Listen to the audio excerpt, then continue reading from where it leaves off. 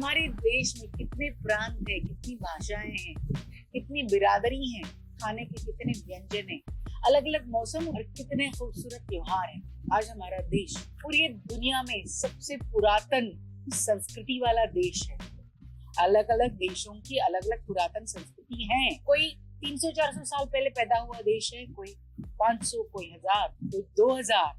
तब से पीढ़ी दर पीढ़ी सैकड़ों साल हमारे पूर्वजों ने अलग अलग तरीके के इंसान को, मनुष्य को जीवन जीने के लिए नए नए तरीके निकाल के संस्कारों में बसा के सोसाइटी को बसाया। हमें क्या करना है? हमें बस फॉलो करना है। अब सिर्फ हमारा देश नहीं रह गया, पूरी दुनिया ग्लोबलाइज हो गई है। एक दूसरे के देश में, एक दूसरे के प्रांत में आराम से जा सकते हैं। पहले के लोग भी जाते थे, व्यापार के दृष्टिकोण से जाते थे। बाद में कोई देश अच्छा हो तो उसको अपनाने के लिए, उसको हथियाने के लिए, उसके ऊपर आक्रमण करने के लिए आते थे। उसके बाद अब धीरे धीरे 101 साल में सबकी संस्कृतियां, सबकी बॉर्डर्स बन गई थी। सब अपने अपने देश में ठीक से अपने अपने तरीके से रह रहे थे। व्यापार के दृष्टिकोण से आज भी हर देश एक दूसरे से जुड़ा हुआ है। हर देश में कुछ ना कुछ ऐसा बन रहा है और किसी देश को चाहिए। इस तरह से हम लोग एक दूसरे के साथ कितने खूबसूरती से जुड़े हैं। सबसे बड़े आबादी का हमारा देश, पहले चाइना था, अब हम हैं। हमारे लोग पूरी दुनिया के गाने कोने में बसे हैं। सबसे बड़ी खुशी की क्या बात है पता है? बुरे अच्छे लोग सभी देशों में, सभी बिरादरियों में हैं, सभी जातियों में हैं। लेकिन हमारे देश की एक संस्कृति है। हमारे देश के लोग जहाँ भी गए, जिस देश में भी गए, उस देश को उन्होंने अपना कर्मभूमि बनाया। अपनी मातृभूमि को वो भूले नहीं और उस देश में उनके यहाँ जो संस्कार थे उनको अपनाते हुए, अपने संस्कार ना भूलते हुए, अच्छी तरह से उनमें घुल मिल के, खूबसूरती के साथ, सुंदरता के साथ अपनी कल्चर को, अपनी संस्कृति को उनके साथ मिला के अच्छी तरह से रहने की कोशिश कर रहे हैं। तो ये नहीं कह रहे हैं कि हमें सबसे बेस्ट है, हम आपके यहाँ मेहमान बन के आए हैं, हम आपका घर लूट लेंगे, आपको मार डालेंगे। ये कोई नहीं कर रहा। ये हमारी संस्कृति। डेस्टिनेशन वेडिंग के लिए मैं अमेरिका गई। उन्होंने उनकी बच्चों की शादियां की, कैसे बताएं? पूरे ट्रेडिशनल तरीकों से। हमारे बहुत सारे रिश्तेदार हैं, फ्रेंड्स हैं जो बाहर अलग अलग देशों में रहते हैं। मोस्टली हम सब जगह जाके मिले रहे हैं, देखा है। वो लोग भी यहाँ पे आते रहते हैं। तो उनकी बच्चों की शादियां वो पूरे अपने ट्रेडिशन के साथ करते हैं। उनकी शॉपिंग वो इंडिया में आके करते हैं। उनकी ज्वेलरीज वगैरह, इंडियन ज्वेलरी, कपड़ों का उनको इतना शौक होता है कि हर साल उनको नए नए फैशन के जितनी ज्वेलरी, कपड़े, घर के त्योहारों की चीजें चाहिए होती है वो लेके जाते हैं। आजकल तो उन चीजों की, कपड़ों की डिलीवरी भी डायरेक्टली हो जाती है। यहाँ की मिठाइयाँ, यहाँ की चीजें, खान पान, आम से लेके सब कुछ वो चाहते हैं और डिलीवरी करते हैं। एक अच्छा सा मिक्सअप, मैशअप हो गया है, होना चाहिए, लेकिन अच्छा सा। वहां पे वो ट्रेडिशनल नवारी साड़ी, उस तरह के पहनाव जो हमारे इंडिया में रहते, उस तरह का डेकोरेशन, वही पंडित जी और उसी तरह का खान पान लेके वो शादियां, फंक्शन, त्योहार सब कुछ करने की कोशिश करते। जितने हमारे यहाँ के लोग नहीं करते उतने वहां के लोग करते जो ओरिजिनली इंडिया से हैं। इसमें बहुत सारे मॉरल ऑफ द स्टोरीज है, मतितार्थ है कि हम जहाँ पे जाते हैं अपनी संस्कृति को लेके जाते हैं और स्पेशली दूर जाने के बाद अपने देश की, अपनी संस्कृति की बहुत अच्छी याद आने लगती है। हम उसे मिस करते हैं। हमारे पास जब होता है ना तब उसकी वैल्यू नहीं करते। आज हम इंडो वेस्टर्न हो गए, हर तरह की फैशन करते हैं। तो ये कितनी अच्छी बात है कि अब हम जितने दूर जा रहे हैं, हमारे लोग दुनिया के कोने कोने में बस रहे हैं, उतना ज्यादा वो इंडियनाइज हो रहे हैं, उतनी ज्यादा अपनी संस्कृति को देख रहे हैं, उतनी ज्यादा अपने संस्कारों को अपनाने की कोशिश करते हैं, क्योंकि उनको उसका महत्व पता चला है। वो ये इतना डिफरेंशिएट कर सक रहे हैं, जहाँ जो जाके बसे हैं, जो उनकी कर्म भूमि है, वहाँ के लोग कैसे, उनकी संस्कृति कैसी है और हमारी संस्कृति कैसी है। उनके कुछ अच्छाइयाँ लेते हैं और अपनी अच्छाइयाँ उनको देते हैं। ये कितना अच्छा आदान प्रदान है। लेकिन जो हम लोग इंडिया में रहते हैं वो वेस्टर्न कल्चर को ज्यादा से ज्यादा फॉलो करने की कोशिश करते हैं। हमारे बहुत सारे रिश्तेदार हैं जिनके बच्चे वहाँ पे पले बड़े हैं, वे हम मिलते हैं वहाँ पे या यहाँ पे, जब वो आते उनके पहनाव बहुत सुंदर इंडियन रहते हैं, वेस्टर्न कपड़े भी पहनते हैं, वो बहुत सही ढंग के होते हैं। आपके ऊपर कितना प्रभाव पड़ना चाहिए आपने सोचना चाहिए।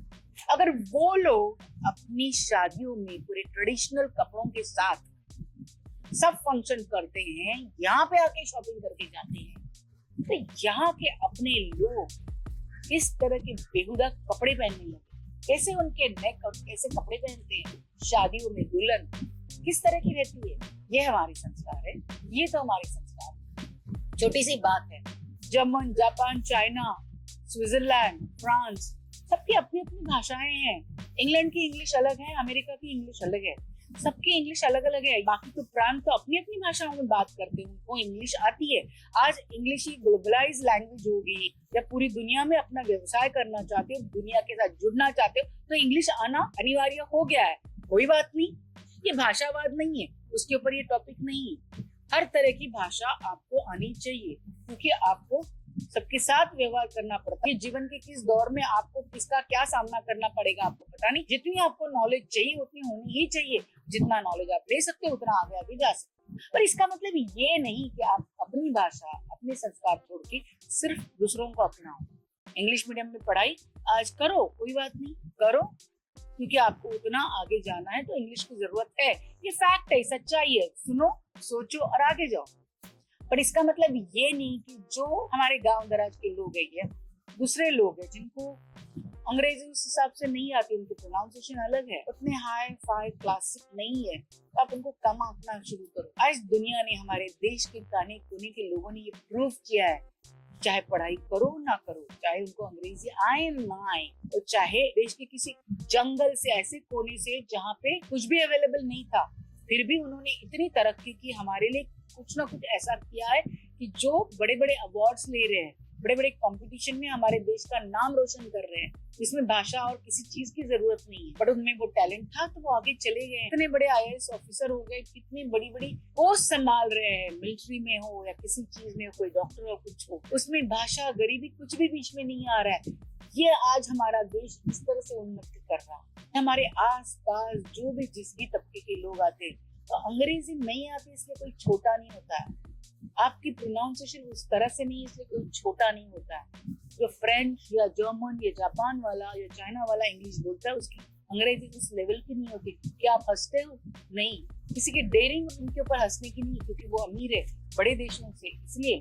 और आपके अपनी ही बिरादरी के कोई ऐसे मिनिस्टर या ऐसे कोई डॉक्टर्स या आपके आसपास के बड़े कोई लोग भी अगर उस तरह की अंग्रेजी नहीं बोलते हैं, तो आप उनके ऊपर हंसना शुरू कर देते हो या छोटा समझते हो। उनको अगर प्रॉपर टेबल मैनर्स नहीं आते, आने सबको चाहिए बट नहीं आते, तो आप उनको छोटा समझते हो। गांव दराज इधर उधर आप देखते वक्त सोचते हो, अपने आप को तो बड़ा समझना।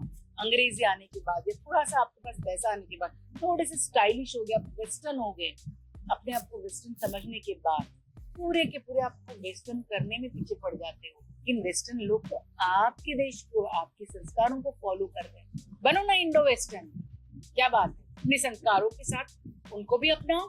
वो लोग ये कर सकते हैं, आप क्यों नहीं? आप क्यों छोटा समझते हो? तो फैशन के लिए, वेकेशन के लिए आपको हमारे देहात की याद आती है, वो देहाती कल्चर, वो फ्लेवर्स याद आते हैं, कभी कभार खाने के लिए। ये दोगलापन हमको छोड़ना पड़े। बहुत तरीके से हम अपने निजी जीवन में दोगलापन करते हैं, अपने आप को कुछ तो समझते हैं।